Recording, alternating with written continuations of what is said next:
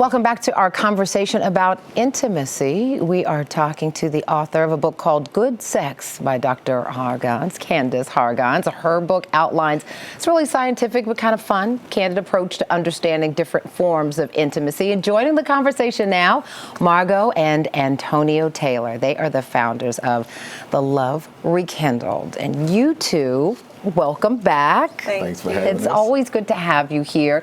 You two were very intentional about creating these couples retreats, but it was based on your own personal experiences with intimacy that you two had to sort through, right? Yes. Tell me more.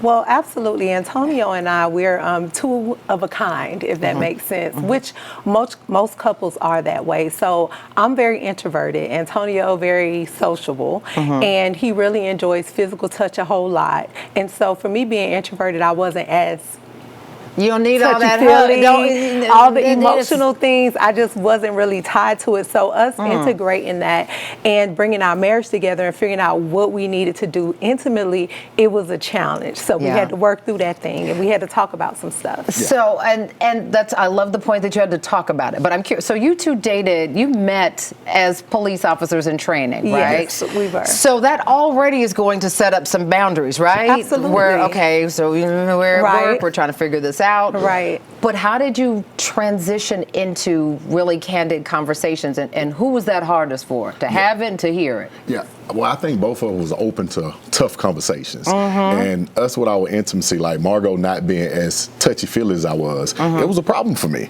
because I was thinking she didn't like me. But as we had just tough conversation and really talked about it and spoke about it, we got it together. And now our intimacy is just as good as it's ever been today, 11 years later. And I think a lot of the times, I didn't really realize at that time that the intellectual intimacy was so important. So in our early part of dating, Antonio did a lot of the talking and I did a lot of the listening. Yeah. And so he was feeling like I wasn't into him, but I really was. But it was intimate. It was that intellectual intimacy for me that drew me closer to him. And I needed the physical.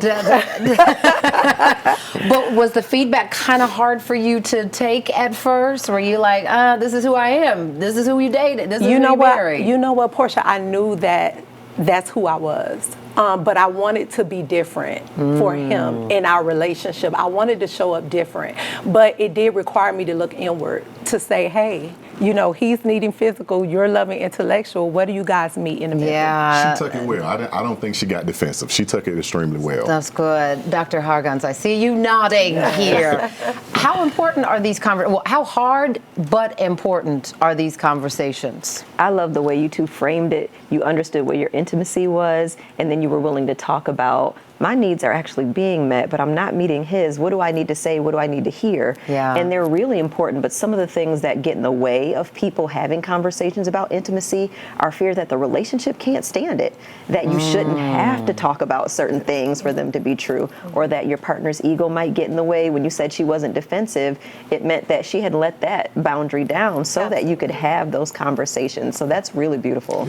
And growth is always on the other side of the tough conversations. Right. So what do you do? And I'm curious for you in your capacity as a professor and for the two of you in your capacity of these couples retreats, what do you tell people when they start to get defensive? I mean, because there's got to be some level. I can't believe, and why is he asking me this, or why is she asking this of me? You have to let them push know through that. You have to let them know that they're on the same team. You guys are here to love on each other and give each other what you all need. Yeah. So you're not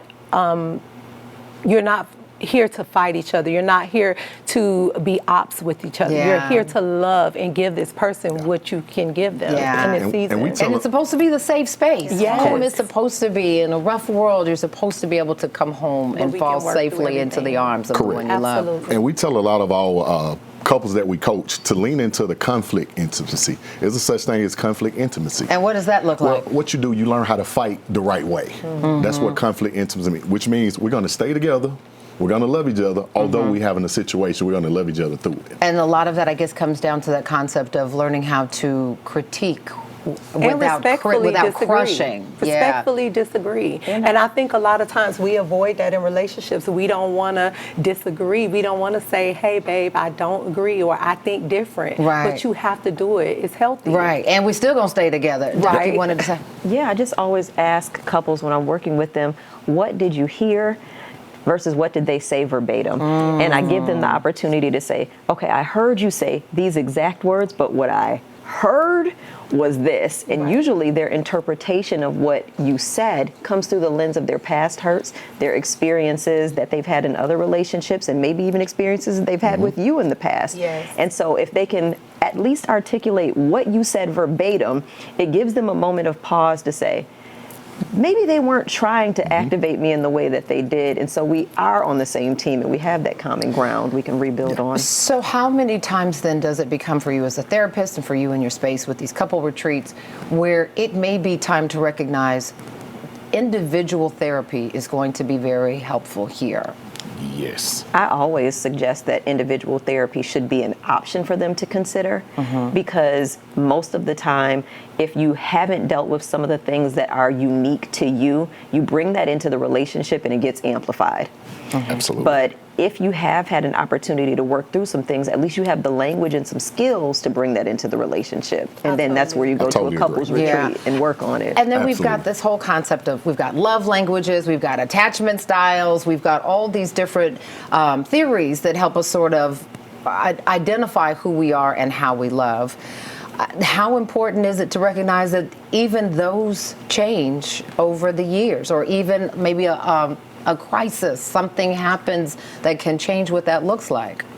Well, the thing is that relationships are constantly evolving. Yes. You know, we grow separately and together in relationships. So it's so important that you stay in tune and have those conversations like more fluently in your relationship. We so call you them can check-ins. So Yeah. I know what things are changing with you. You know, my color, I may have liked red 6 months ago and I like purple, but you have to stay connected and have those conversations. Absolutely. And we're going to continue this conversation after the break. Good stuff here. When we return, these three are sharing their expertise and the best way to continue to have these hard conversations, because it's not always supposed to be a hard conversation. Sometimes let's just have the conversation and then we're going to agree, disagree, and keep it moving, if you would. Wink, wink, nod, nod. We'll be right back.